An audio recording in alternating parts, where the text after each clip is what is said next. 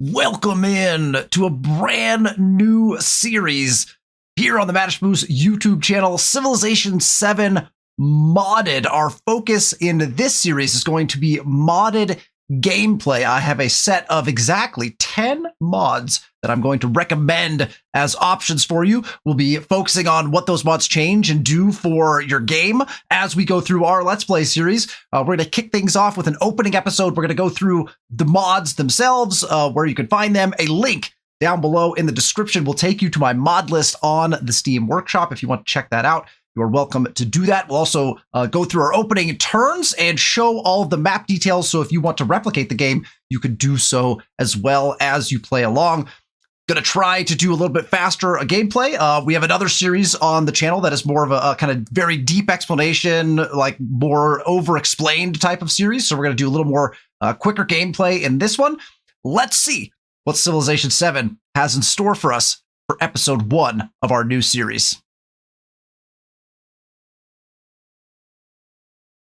Here we are in Civilization 7. We're in just the main screen, and I want to be here to start with because I want to feature the mods that we are going to be utilizing this particular series. So if we go to our additional content button and we click on add-ons, these are the mods that we'll be using. And you'll notice that if you're typically playing on modded, this even page looks different. That is because we're using this mod right here, the TCS improved mod page. This mod is basically just a mod that changes this screen to make it more functional and easier to use if you're playing modded gameplay. So you'll want to get this one in order to get this the way that you're seeing it here. Other than that, these are the 10 mods that I have gone through over my hundreds of hours of playing and figured out that I like these ones. I've kind of tested each of them, some of them more than others, but we'll see each of these in our game. So the first mod that we'll be using is Advanced Yield Bar. This mod, I think, is kind of optional. It just depends on what kind of information you like to have at the tip of your fingers. Advanced Yield Bar provides you with some great information that you'll see at the top of the screen that we haven't seen before in our vanilla, in our unmodded game series that we did last. It's just handy information. City Hall is a newer mod that I am using. I only started using this just a few weeks ago. It provides some fantastic information that you just don't get otherwise in unmodded gameplay. And so that's really why I have this one. It does some other things like compacts a few things, makes things a little bit more organized in the city view screen. But it's really the information that I was after. When I saw the information available through this mod, I was like, I think I kind of have to have that. So we'll show that as well. The City States Bonus Viewer mod is a very simple mod. One of the things that you quickly notice when you're playing Civilization 7 is that the bonuses that you get for becoming a suzerain of a particular city-state is kind of important. You kind of want to know which ones are there, which ones are not there. And the game gives you pop-ups that say like, oh, so-and-so is now the suzerain of this, they claimed this thing. There's no way you would remember all of that unless you were like writing it down. And so this mod actually shows you what are the city-state bonuses. You can pull them up at any time just through the click of a UI button. And then if one of them has been chosen, you can see that as well. Concise Specialist Lens is another one that I think is just a nice little UI change. It just allows you to see the kind of plus or minus of whatever the total resources are if you're going to place a particular specialist down. Again, relatively simple mod, but helpful just to get you some extra information. Detailed map tax is critically important. We definitely want this mod. This allows us to place tax on the map so that when we're planning things, we no longer have to just remember in our brain where we were going to put something. When we have a thought about, oh, hey, maybe we'll do a settlement here. Maybe we'll put our altar in this spot or whatever. You could actually tack it. There's a whole bunch of different tacks. It is a wonderful mod, especially if you enjoy planning things out before you do them. It also makes gameplay faster. It slows it down when you're doing the tacks, but then when you're like, okay, let's put the granary down. Like, oh, well, there's a marker where the granary's supposed to go. Boom, click, done. You don't have to like re-remember where your granary was supposed to go based off of the plans that you made for your city, right? So that's a big one. Enhanced Town Focus info is really nice. Again, added information. This allows you to see the bonus yields that you'd be getting for choosing a particular town focus. So you get to specialize your towns, right? And when you go to do the specialization, there's all these choices and you're thinking like, well, how many farms do I have? How many camps do I have? How many mines do I have? How many connections are there? This actually shows you those numbers so you can make the best determination for your town focus. This Leonard Factory's policy yield previews, very, very handy. There was a similar mod in Civilization 6 that basically shows you when you choose a policy card, what is the actual output of that, right? So when it says that it's going to increase +1 gold per warehouse building or whatever it says, you'll actually see what the gold would be. So you don't have to go through and like calculate like, oh, like how many resources do I have in order to figure out whether that's a good policy card to choose. Like it will show you, do the maths for you, which I think, again, really, really nice added UI functionality. Resource is probably one of the most important mods outside of detailed map tax. If you were only playing with a couple of these mods, detailed map tax and resource are probably two of the biggest one. Resource just does really what I personally think base game should do, which is it organizes your resources in a very structured, organized fashion. It organizes your cities and towns in an organized fashion. It is so much more intuitive to use the resource screen and managing your resources with resource. So definitely a big one. All of these mods, right? All of these mods are only UI changes, essentially. We talked about the TCS improved mod page to get this page looking good. And then the final mod that we'll be using is the Wonder Screen mod. This mod, again, I would say is probably optional, but it provides you with a UI tool where you can click and you can see every wonder that is available in a particular age, what their requirements are, which cities you have that could potentially build those particular wonders, and if they've been built already, which is nice. I will say this particular mod requires a little bit of back-end work with files because the mod is not updated, and so there are instructions you will need to follow down below in the description, basically in the comments for this mod, to replace a couple files to keep it up to date with the last couple of patches. But once you do that, it functions very well and you get some good information.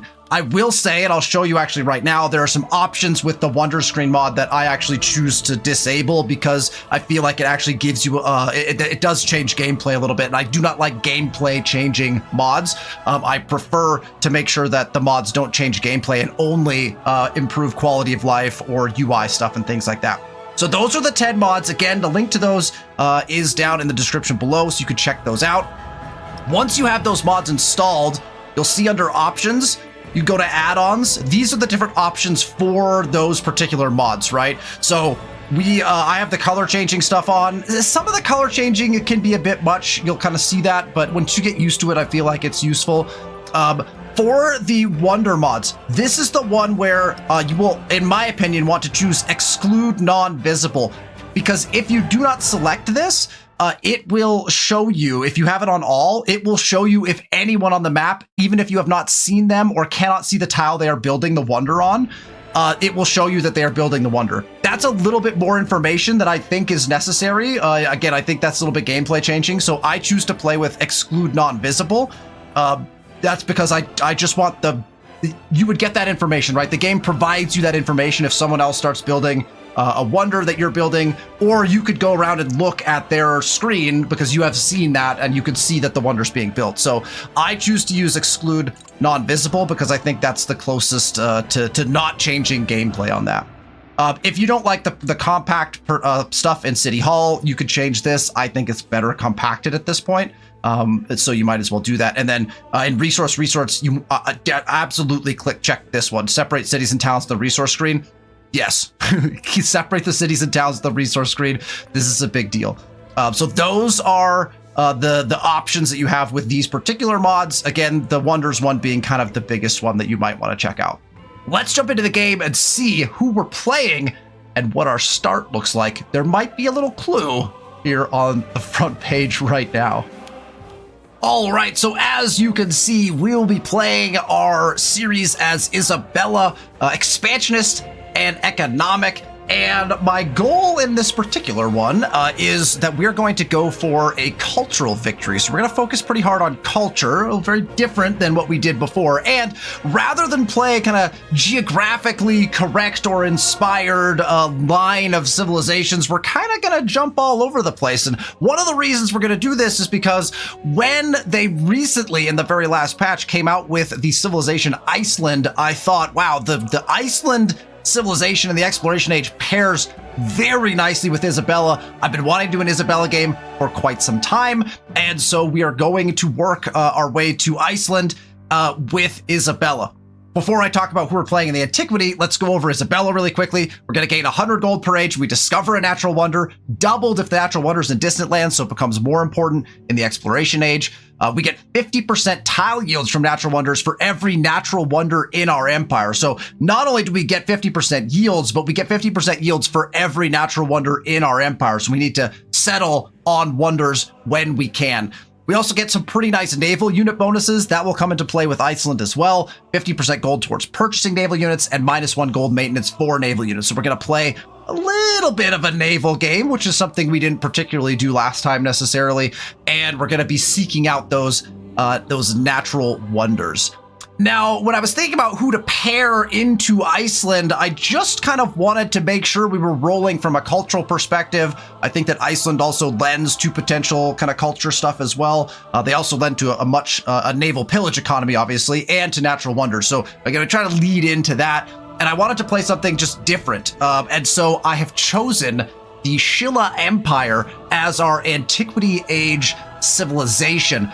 Very simplistic. And I like what they give you. +1 culture on resources. It is a very simple base bonus. Now, some of their other stuff gets a little bit more involved, but we get +1 culture on resources is their civilization ability. That's not bad, pretty nice. I also thought, man, that could pair well with like Amina, who we played last time. Like, there's a lot of good things I think that Scylla could pair with. We get the production towards Emil Bell. And then this is what everything else looks like. We have our unique quarter, which gives us +1 gold on resources assigned to this city if we get the quarter done. The lecture hall is a culture building that gets you +3 culture, and then +1 culture for adjacent wonders. That plays well into Isabella, who has a spawn bias for wonders. We also get +1 resource capacity in this town if placed on rough terrain, and the pagoda, which is a happiness building, +3 happiness, +1 influence for natural wonders, mountains, and wonders. So that feels pretty good, right?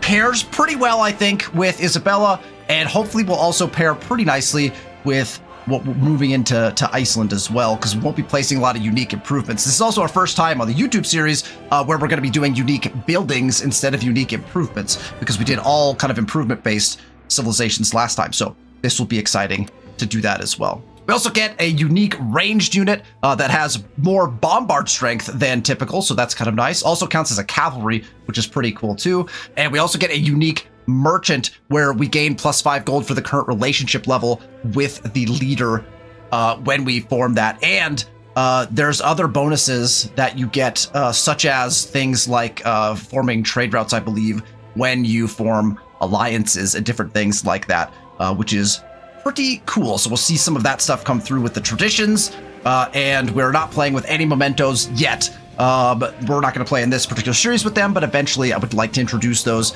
to one of our Let's Plays. Let's take a look at our start. Here is the start. We'll throw those yields on, as you must when you start the game every time. You will notice that we are playing as Isabella, and so we have in fact spawned right next to a wonder, the lovely Porrick Waggle, Table Mountain, I believe. And so this is a really nice wonder to spawn next to. The food and culture is really big. You also get +2 happiness on adjacent quarter. So as soon as you make a quarter adjacent to this wonder, you will get +2 happiness on that quarter, let alone the fact that it is a mountain and it is a natural wonder. So it blends really nicely with some of our unique buildings. It blends really nicely with your culture buildings and with your happiness buildings. Now, one thing I noticed about this start very quickly is that there are not a lot of rough tiles. And if you recall, with Scylla's unique building, one of them needs to be placed on rough terrain in order to get the extra resource slot in your city. So we want a rough terrain, and we want it to be adjacent to a wonder if at all possible, because that is also where we're going to get the influence bonuses when we can. So in a perfect world, it would have been really nice if this would have been a rough terrain, and we could have put our unique buildings right here, and we would have been able to just settle in place and then do that. However, we happen to be standing on the only rough tile that we can see that is adjacent to our mountainous wonder. So we're going to go ahead and do this maneuver right over here. That will free up this tile so that we can put our unique buildings, our unique quarter on top of this. Gets us a little closer to the water so that we have maybe some access to some of the water-based buildings and things like that. And keeps us within range of all of the resources as well. Conveniently, we have a discovery sitting right here. So we're going to go ahead and grab that discovery as quickly as we can. So that is our start. And we're going to place our capital of Sciorbiol right there. My pronunciations are going to be terrible, so correct me in the comments if you would like me to try to do better. With that, we will choose our first production, which will be a scout. The question's going to become is how many scouts should we build to open up the game? And that will certainly be a question that will be debated for a long while in my mind anyway, because everyone says do triple scout, and I have done triple scout when it made sense. Does it make sense in this game? See what I choose as we move along through the episode. We will play our next turn. There we go. We now get to choose a technology. Let's do that.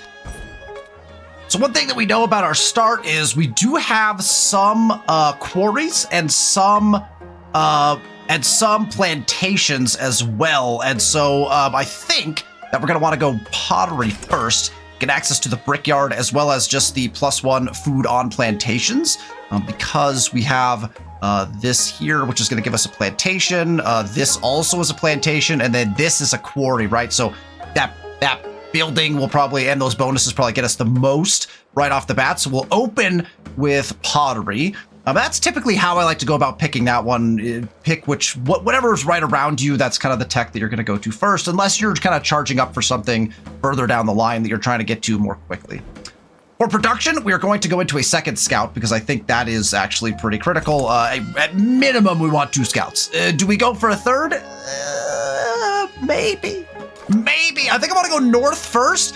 We are sitting in grassland, which is important for Iceland. And we also are sitting next to a volcano, which is also important for Iceland. So just in case you wanted to know why this start is very appealing from a Sheila standpoint. It is more appealing even from an Isabella standpoint, and probably even more appealing from an Iceland standpoint, because in Iceland, one of their traditions is that you get extra adjacency from being next to volcanoes. And so we wanted to look for something that at least had some level of a volcano in it that we could then try to settle around.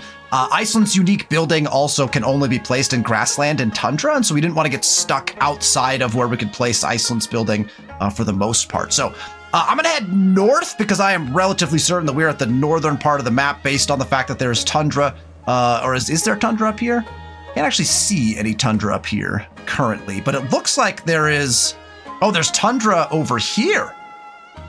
Oh, we might have an interesting split on our continent. Fascinating. Okay, let's head north first. We'll send our other guy around to look around the wonder when we get our next scout out. And that might mean a third scout would be nice to go this way. Oh gosh, am I gonna go triple scout? Am I gonna be convinced to go triple scout?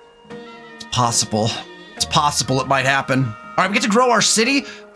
Now, this is where we have an interesting choice because we could go over here for the wonder, which we get 50% yields on for the extra food and culture, but +2 food, +2 production on the cotton, plus we get the culture, right? Because we are playing the Sheila. That's going to be too tempting for me. I'm going to go first to the cotton. Then we're going to go claim some of these expedition bases on the wonder itself, because this food is just unmatched. Plus with the culture, that's going to give us a really nice boost. Eventually, we're going to want more production as well. So the limestone will become important. And then when we start getting closer to a celebration, the wine will also be really nice to try to get up and running. So we'll try to reach for resources soon. But you'll notice as soon as we do that, we get that +2 food, +2 production, and we're also getting the food, gold, and culture from the tile itself. So the bonuses end up being pretty decent. I think that extra production is actually the biggest thing right now. Then we go after the extra food to expand our growth a little bit more. Let's see. I think we should probably just pop up 1. And then we will go with a search.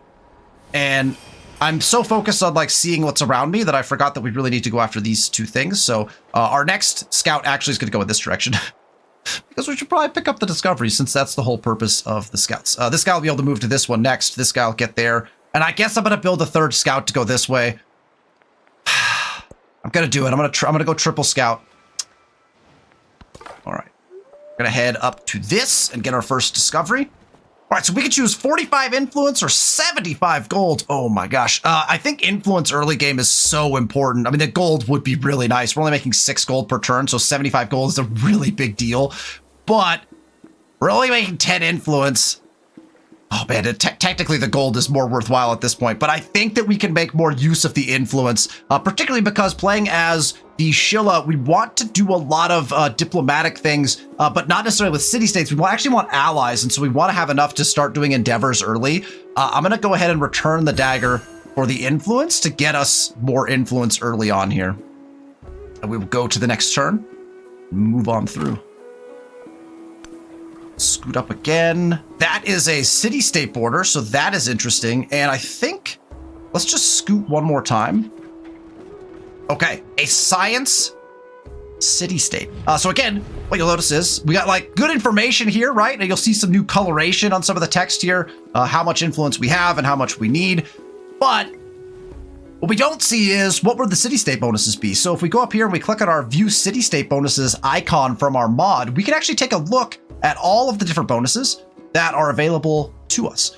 So if we go to the science ones down here, here is your science ones. We can actually see what are the different science bonuses that we might be going after if we choose to go after this one, right? So there are quite a few different possibilities here. Free tech early could be potentially useful. Later, maybe not so much, but a free tech early could be nice. Free codex early could also be nice as well. So we'll take a look if we can get that suzerainty. We'll take a look at what we can do with that. But we have obviously some turns to go before we can invest in them. So we press the next turn button. That will produce our next scout, which is exciting, and we get our next city growth. Now I do think that we want to go over to our wonder tile. That 4 food 2 culture, which is actually going to turn, I believe, into 5 food 3 culture based on that 50% yield increase. Or 6 food 3 culture, I believe. So we'll see what it changes into with that 50% yield increase. There it is, 6-3. That is such a massive tile, and the power of Isabella becomes very readily apparent to us right off the bat here. We have our scout, but I think we're gonna go with another scout. It's very tempting to build a granary, and typically I probably would, or I would build a warrior instead of a scout, but I think I'm gonna go triple scout. It kind of hurts my soul to do it, but it's probably the best play. Let's go out and grab this with this guy. This scout is going to go this way. This scout's going to go this way. We're going to hit the top of the map here, I'm assuming, pretty quickly since we're at straight tundra north of us. There's a nice river here, so we start thinking about where we want some of our next settles. We probably want to settle out around this wonder as well, because we don't have access to quite all of the like beautiful volcano tiles here or these tiles on the other side, right? There's a nice little... These are both part of the wonder, these 2 tiles. So there's a nice adjacency tile sitting right here as well, with the best adjacency tile being this one right here. And we'll tack some things out here in a second after we get kind of a look at the lay of the land. I want to see the whole thing, and then we'll go ahead and use our tax mod to be able to show kind of the fun part of kind of pre-planning a city when we use tax. All right, we're up here. Feeling I want to check this out over here. It's 2 mountains here, so I think I'm just going to make the double move just to see what's here. Right into ocean. So it looks like this will probably be coast as well, or some form of coast. So we have possibility for 1 settlement maybe in here to grab a couple resources. Maybe like further over this way would be a good idea. There is a volcano sitting right here. So again, because we're planning on playing Iceland, I want to keep in mind that there's a volcano there. So that's kind of my current thinking in those lines. Again, we want to keep an eye on this because as soon as we get to 170, we want to do that investment. I wish you could, there's, I wonder if, I don't know if I haven't checked, but it would be nice if there was a mod that you could say like, hey, when you hit a number, ping me, you know, like remind me or something. I don't know if that will possibly happen at some point, but all right, let's go ahead and get this guy going back over this way. Like we've seen over here enough. There's a little bit we haven't seen, but that's okay. We can go figure that out in a little bit. This guy's going to go grab this discovery. All right, we have the option to get 20 food and 10 production or 45 influence. 20 food and 10 production is nothing to scoff at this early in the game, but oh man, the influence is so valuable early on. I'm going to take the influence. That's going to put us very close. We got 2 turns now before we can do our initial investment. 20 food, 10 production, getting the scout out early. I think you could have gone either way there, probably. We also have to keep in mind we have 140 gold, and I'm now seeing a scout from Arna and a scout from Tawanaku, and that is not a hostile scout. So that is also good news for us, because that means there's another friendly Free Peoples somewhere near us, independent power. So that's nice. This volcano has gone off and has in fact damaged our scout. That's the other reason to probably go triple scout. I always seem to lose a scout to something, whether it's a hostile independent power or whatever it might be. Oh, that has damaged them and me, and I'm gonna go 1.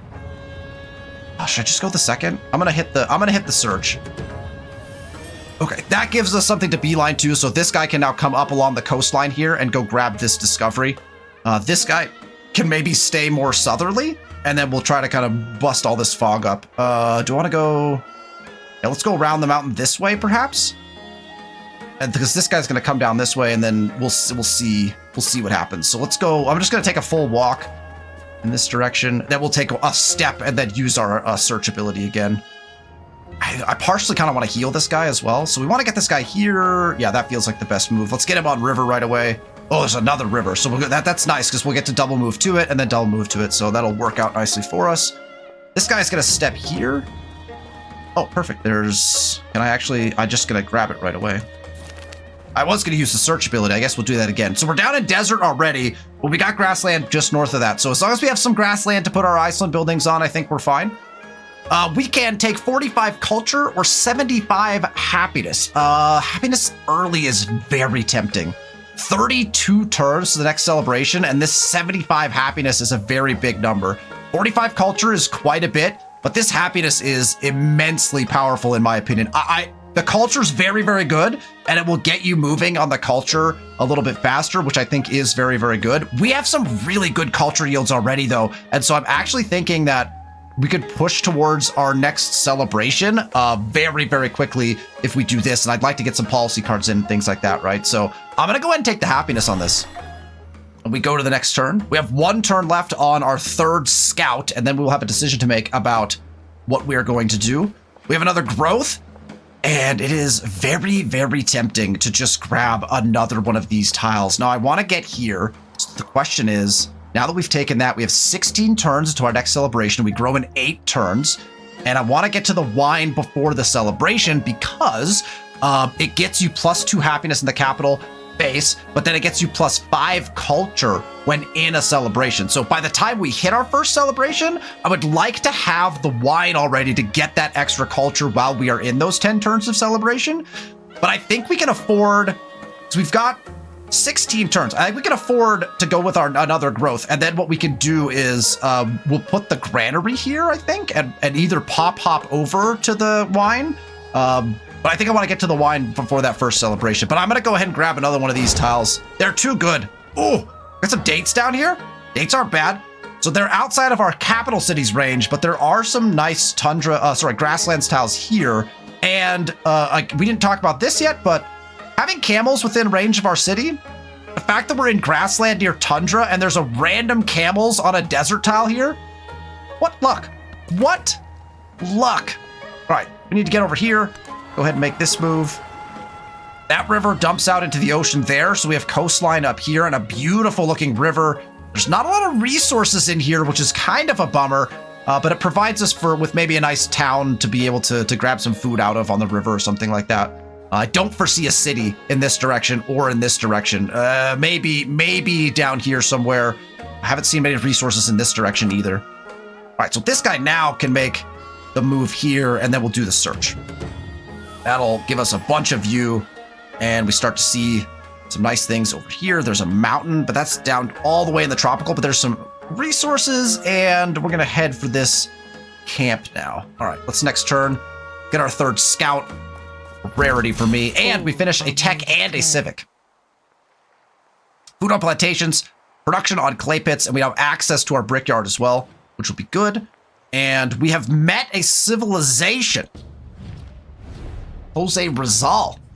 Once again, as the Shilla Empire, we want allies. So we're going to go with a friendly greeting. We also... well, 2 turns ago, we could have invested, so we'll hopefully... Well, we still have 170 left. Perfect. This was my reminder, you know, where I was going to get pinged. I need a mod that pings me when I hit certain numbers. Yeah. We have the 170. Hopefully we don't meet anyone else before the next 2 turns. We're going to befriend independent here. We could have waited until we discovered whoever these Arna people are because there was more there. But we're going to go ahead and invest in the science one.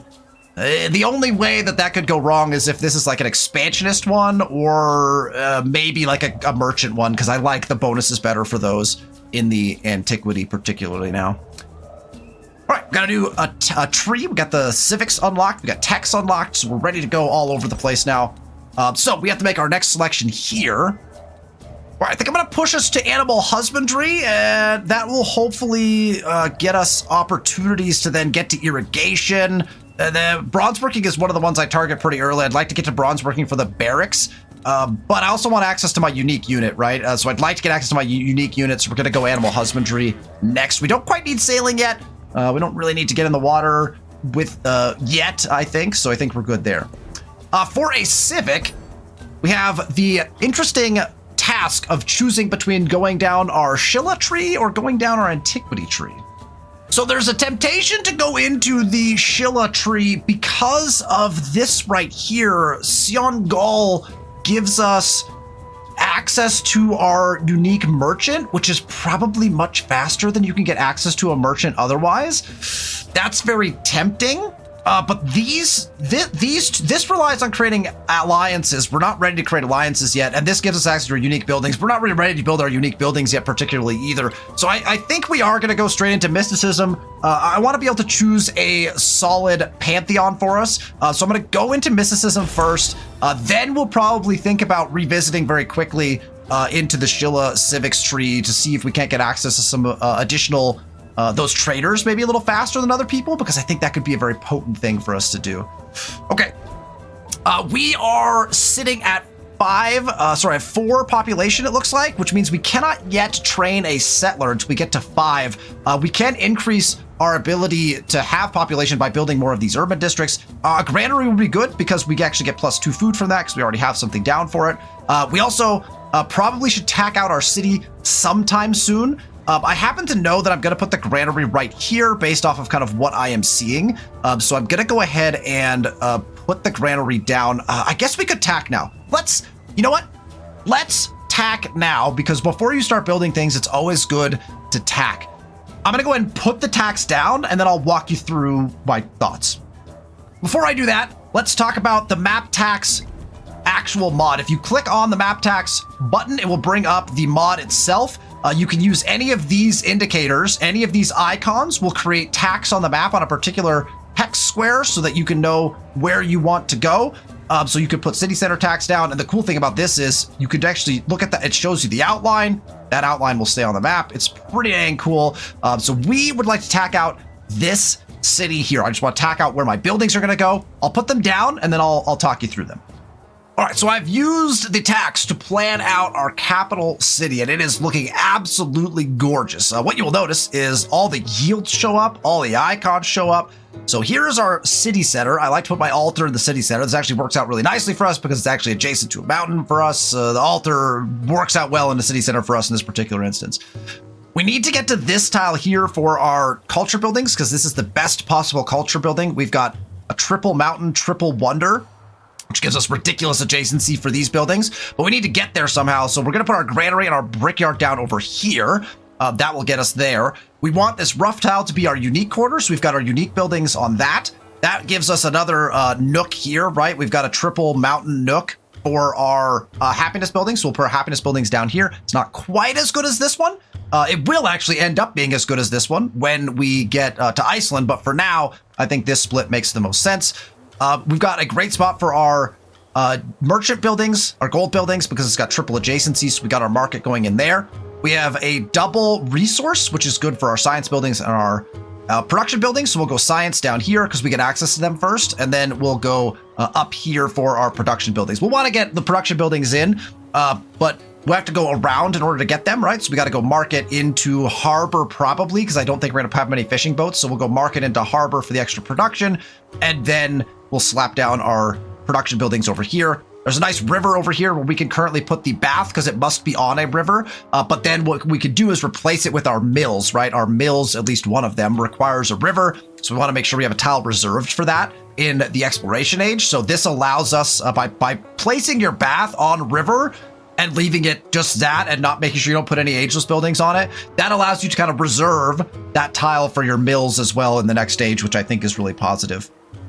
Our leftover buildings become our food buildings, which if you look up here, that is a lovely spot for a food building. Now, could we take our market and put it up there? We absolutely could. That would be a better spot for our market, and I might debate doing that at some point. The question is, are we going to get out there fast enough, right? There is definitely a possibility that we could take the market and move it up there because it actually is kind of a better potential location for it. The adjacency is just huge there, right? So we might flip-flop those two. I'll think about that. And then the lighthouse gets some nice adjacency here, so we'll be able to get that there in as well. That is all the tax I'm going to put down. I do actually want to look at the Emil Bell, which is our wonder. It must be placed on rough terrain. So the Emil Bell actually for us could slot right here quite nicely. It would at least give us some adjacency on this building right here. We don't have almost any other rough tiles within our space because we're using them for everything. So we have this spot here too, but it's not good adjacency. So this one right here might make sense for Emil Bell if we want to get our wonder down. The other good spots for wonders might be right down in here. Putting a wonder here and here might be very, very nice for us. So if we have the opportunity to build wonders on these two spots to get adjacency for these buildings here, a couple wonders right here would not be the worst idea in the world. So we might look at building a couple wonders in this spot right here. Additionally, you could stick maybe like Colossus or something over here to get some adjacency with some of the buildings in this area. So there are more potential for wonders, but I'm not going to tack those quite yet. We'll kind of get a feel for what we might be going for as we go. But that allows us to kind of see how we can use the tax to be able to figure that out. And now what we can do is we now know where we're going to put the granary, so we can go ahead and place that granary down. We'll go ahead and start building the granary. That will take 8 turns. We might pause on the granary build to get a settler out at some point, or we'll use our gold to be able to buy that settler potentially, right? So because we finished our first civic, we also get access to our government. So we once again have access to classical republic, despotism, or oligarchy. We had taken oligarchy in our last series because food was so critically important.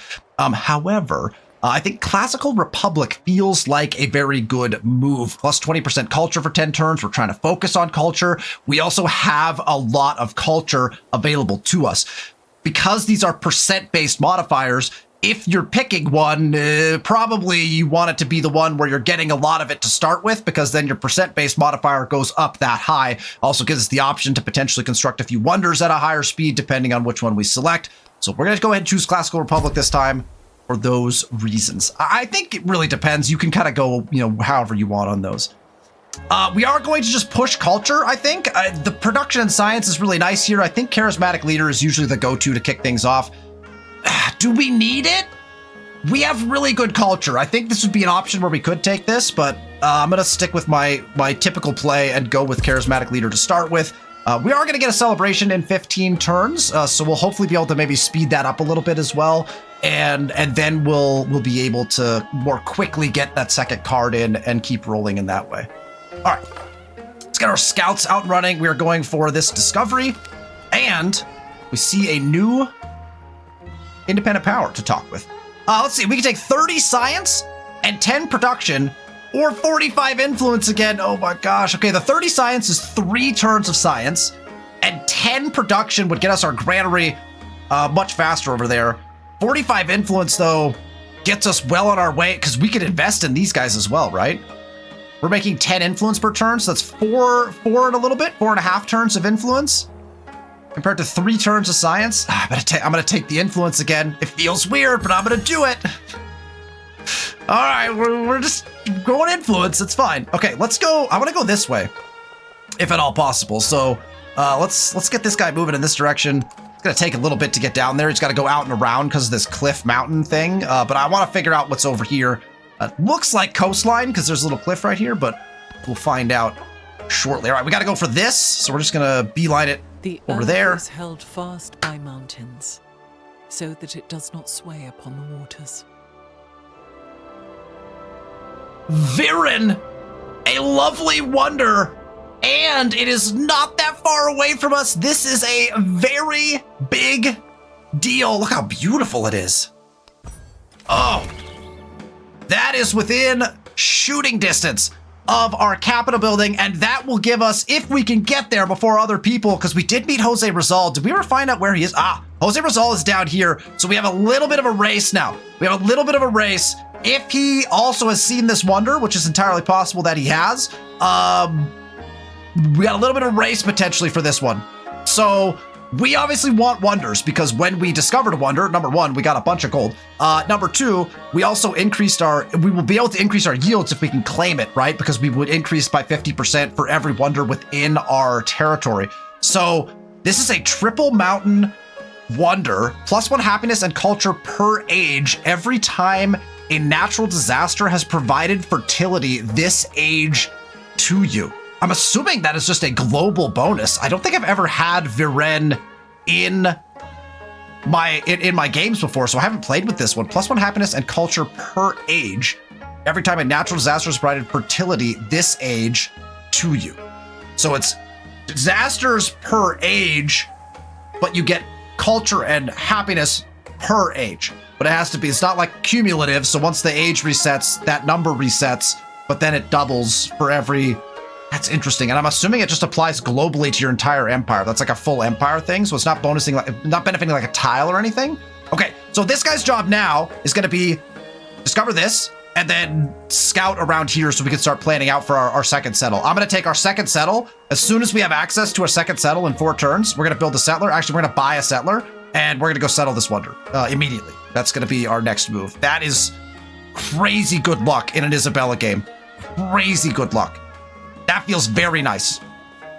And we still have yet to run into a hostile independent power, which again, feels rare for me. I feel like most of my games, I end up fighting people a lot. Okay. That guy's going to grab that. So this guy, we can't cross these guys' no, we can. We can cross these guys' territory because they are friendly to us. So let's just stay. Oh, you know what? It's actually really tempting to go this way. Let's go bust up this fog over here before we continue on. Oh, that is nice. A volcano.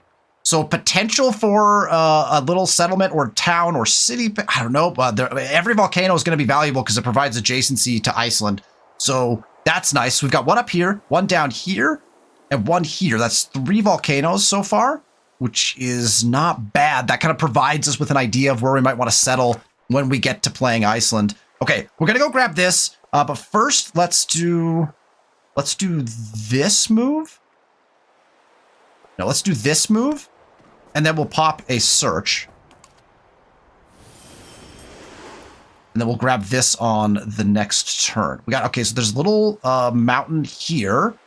So this could be a nice little area right here, potentially, if we find some resources to build there might be like a city here. We definitely want cities down here. So we gotta careful because I don't want to over plan on cities. We want good settlements as well.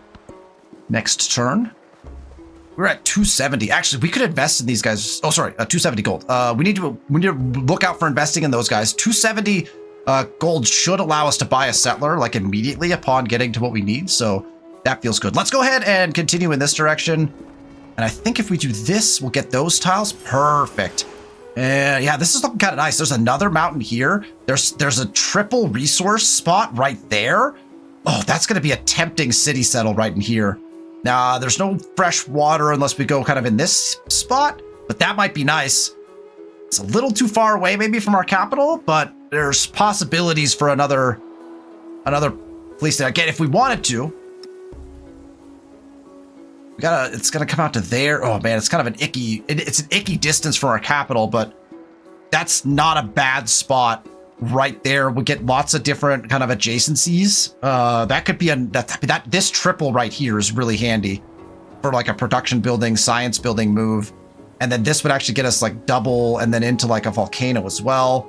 You could go a little further north with it too. I actually accidentally put one down. So you could go further north with it and still get access to some of that. So we'll have to think about that. I'll have to think about that. If you want to remove attack, you just click on, sorry, if you're in the tack screen, you just click on the tack, poof, it'll go away. Yeah, okay. And you actually noticed here, right? The granary was tacked, and then once we placed the granary, the icon for it, the tack goes away, which is a really nice feature as well, right? Okay, this guy's gonna grab this. We could take 30 science and 10 production, or we could take 75 happiness. 75 happiness is huge.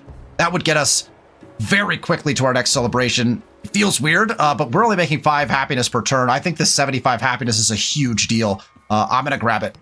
I am going to grab it. All right, this guy is ready to do his thing. I'm gonna go all the way. Let's walk all the way down.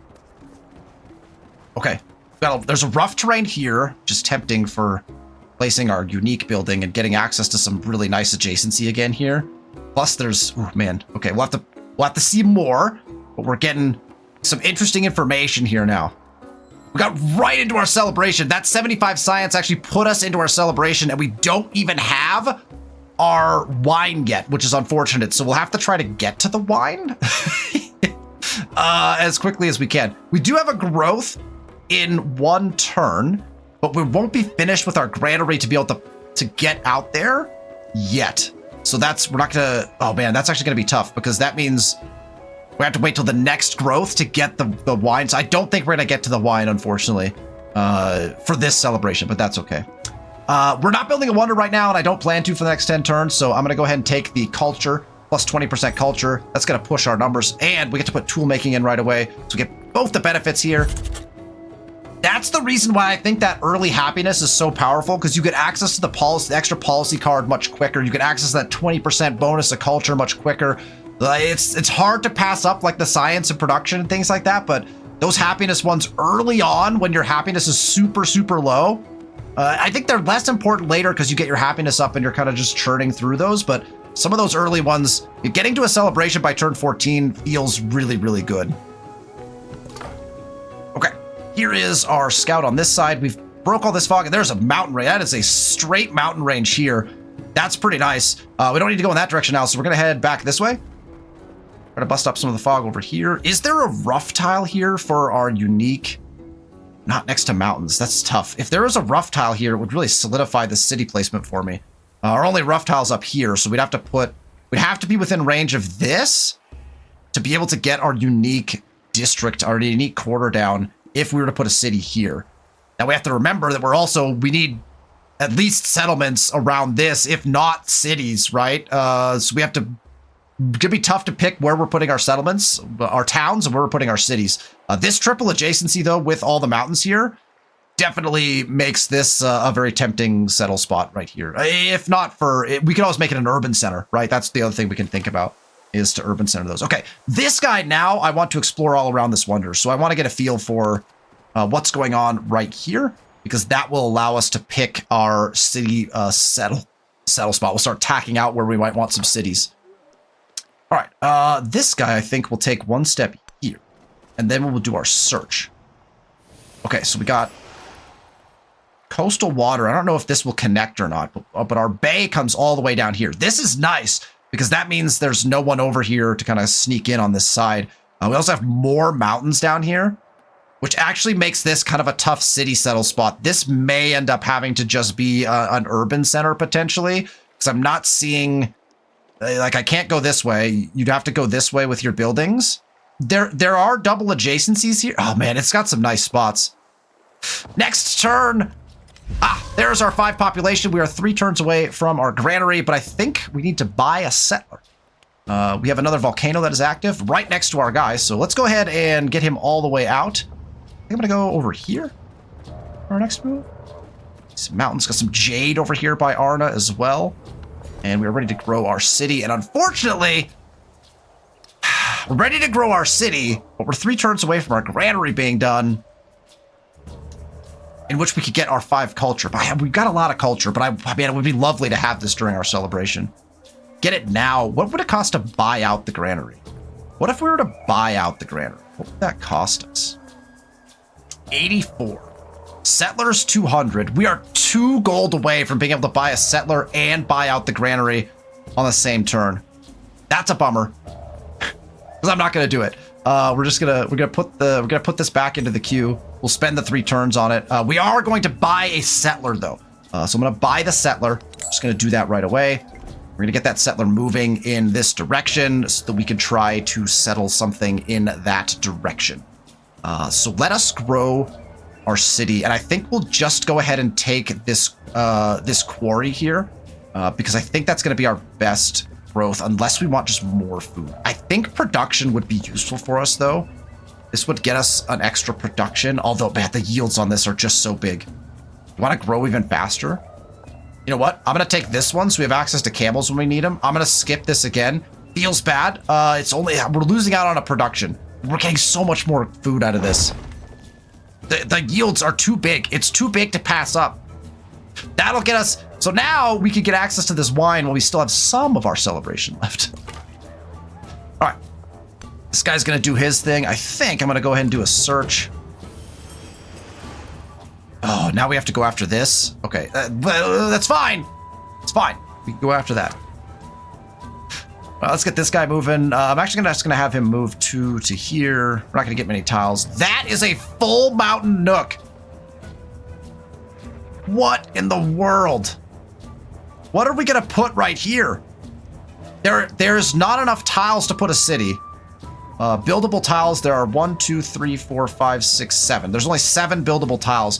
I did the math recently with the assistance of a friend, and you want approximately 10 buildable tiles in any given city. If you're going to put a city down, if you want to get like all your different districts in, all your different buildings, 10-ish buildable tiles is kind of where you want to sit.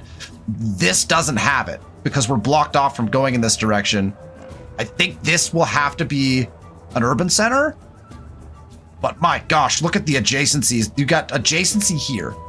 We've got double adjacencies here for resources. And then we've got this nook. Oh my goodness.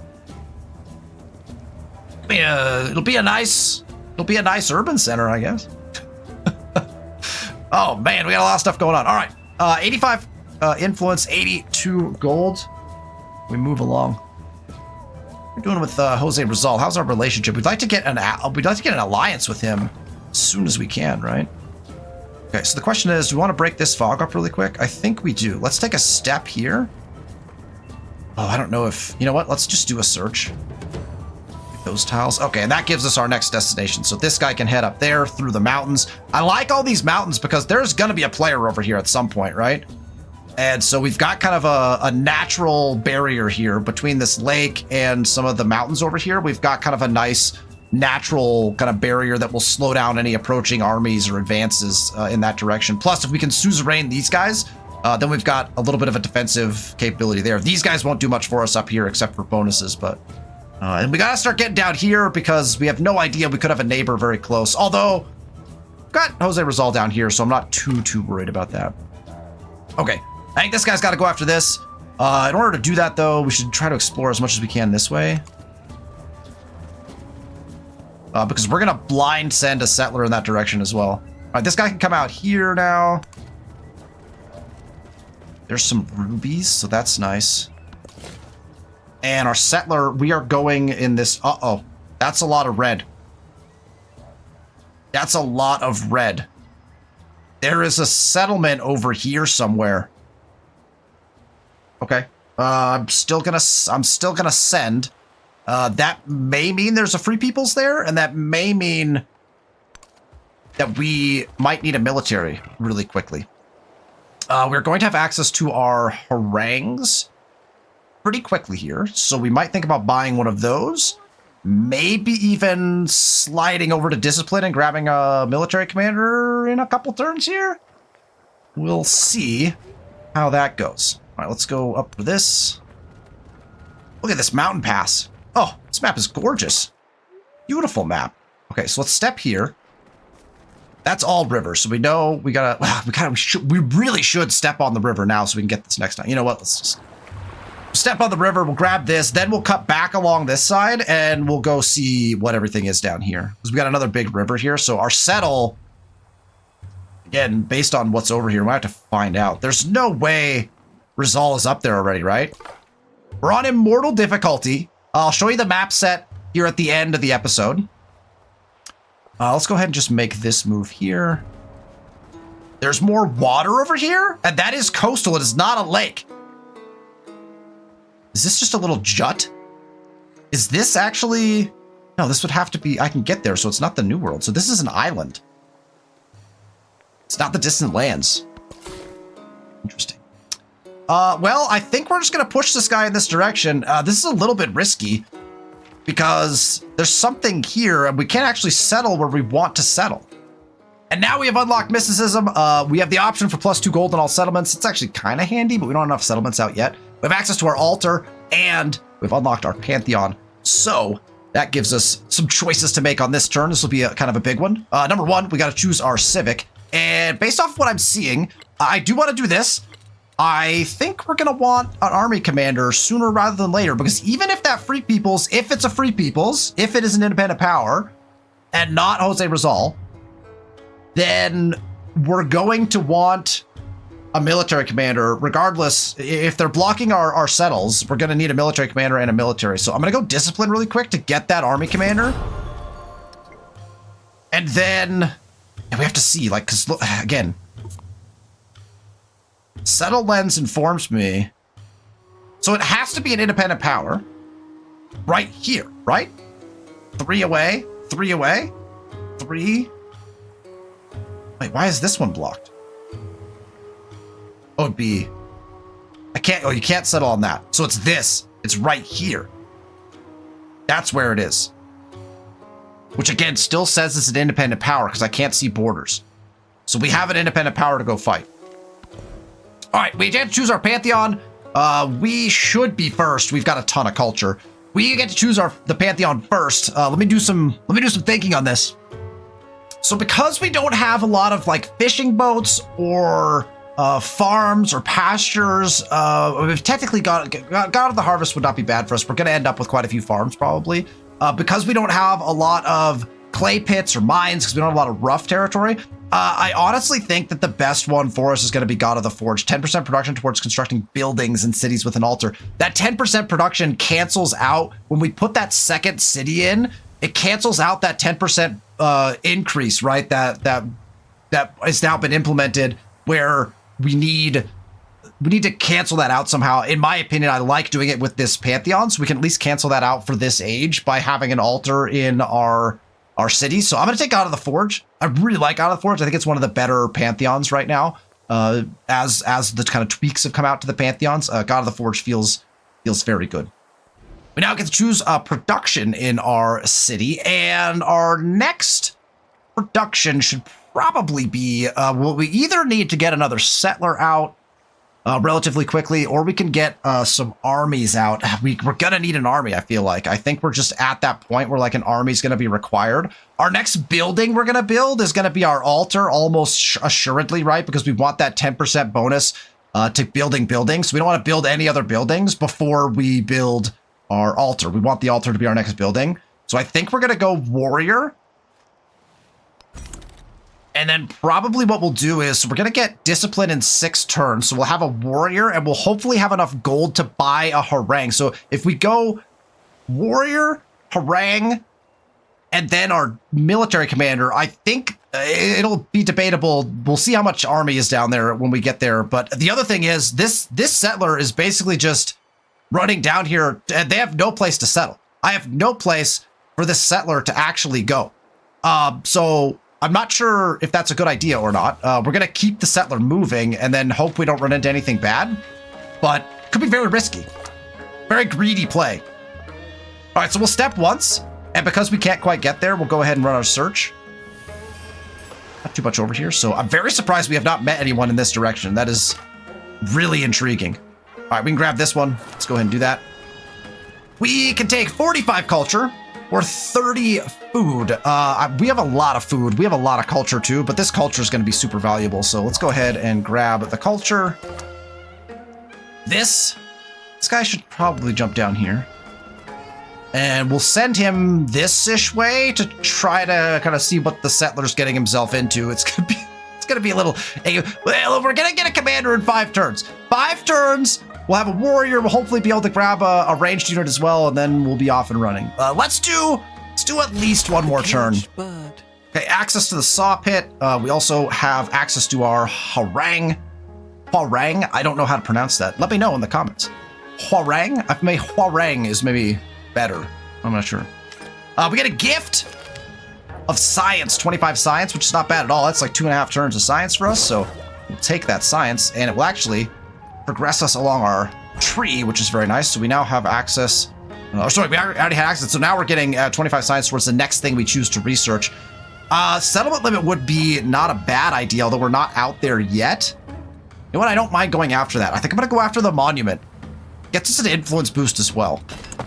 Let's go masonry next. All right, let's grab this. Ah, there's somebody. Ah, our good friend, Frederick. First, let's see about this. We can make a deal for the cattle. Minus 100 gold for 1 turn. That's 6 gold. But we get 40 food. Or we could just take 50 gold. Honestly, I think we just take the 50 gold. 40 food. How much food is that? We're already getting 30 food per turn. We'll get us our growth, probably. We get to the wine to boost our culture. We'd get like maybe 15 extra culture out of taking that. I think the gold is more worth it. We're trying to get an army together, right? I'm going to take the gold this time. I think we can just buy a harang with that. Such a hilarious quote. We're going to friendly greet. Gonna put us back in our other things, but again, we want friends. We want friends quite a bit. We also want Arna to be our friend, and we're probably going to have to destroy whoever's down here. Oh man, we go really far. That is worrisome. This 3-tile move is kind of worrisome to me. We're going to go slowly. Oh, what are we going to see? Where are we going with this guy? We could settle this. We could just go up here for this settle. That might be the play. This might be a good first settle. We're not going to be within 10 tiles, right? Or do we just stay over here? We could get 1, 2, 3. We could get this tile if we settle up in here somewhere. Kind of messes with our other settle here. Ooh, we're going to have to play around with that. That might be a decision I make next week. In fact, it definitely will be. Right, let's keep moving this way. I think that means this is probably our last turn. All right, we're going to come back in this direction. Let's go here and then a search. Okay, more open land. Is this a lake? No, this is coastal? This map is very intriguing. This map is very intriguing. All right, we got to turn 19. Went through some of our mods and some of the decision-making processes that we had. Just really quickly, I want to show you a couple of the other mods here. What you'll notice is the City Hall mod has caused this to shrink down a little bit, gives us a bunch more information on some of these, changes some colors, makes the text pop a little bit. And over here, we actually get some really nice information. And we have, until we settle, we actually won't be able to see this, but it actually shows you the connections that your city has. And all your settlements. It shows you the connection that your settlement has and what type of towns and cities those are. If it's a city or if it's a specialized town, it has icons for it. That is my favorite part of the City Hall mod, is the connections. Because I remember we've talked about it. If I can't see the connections, I can't make certain calculations. Some of the mods help with that, but I like seeing those connections, and that information being readily available is quite fantastic. So that feels pretty good. And I actually just noticed, funnily enough, the enhanced policy yields bar is not actually functioning currently, so we'll have to see if that pops up. Sometimes you have to like restart your game to make that one work. That one's been a little bit finicky for me, so it's not one of the key ones, but we'll see if we can get that extra information up for the next episode. Finally, to end the episode, I want to show you all the information you need over here. There is the map seed. We're in turn 19, Antiquity, Standard, Game Speed, Immortal is the difficulty, 8 players. Continents and Islands is the map type. And Standard starts, I believe, as well. There is your map seed. There is your game seed. If you would like to follow along or start up a game that looks, I think you probably get it look exactly like this if you want to. So that is what we have for that. Here are all the mods once again. It's just base game and all the DLC content plus the mods that I showed at the beginning. So here's all of those just in case you want to see them. There's all the packs and all the people right there. And that will take us to the end of our first episode in this series. I am very excited to continue this game as the Shilla Empire, playing as Isabella. The map is looking very tasty, and we'll see just exactly what happens next week when we continue this series. Thank you so much for watching. I appreciate you, and we'll see you the next one.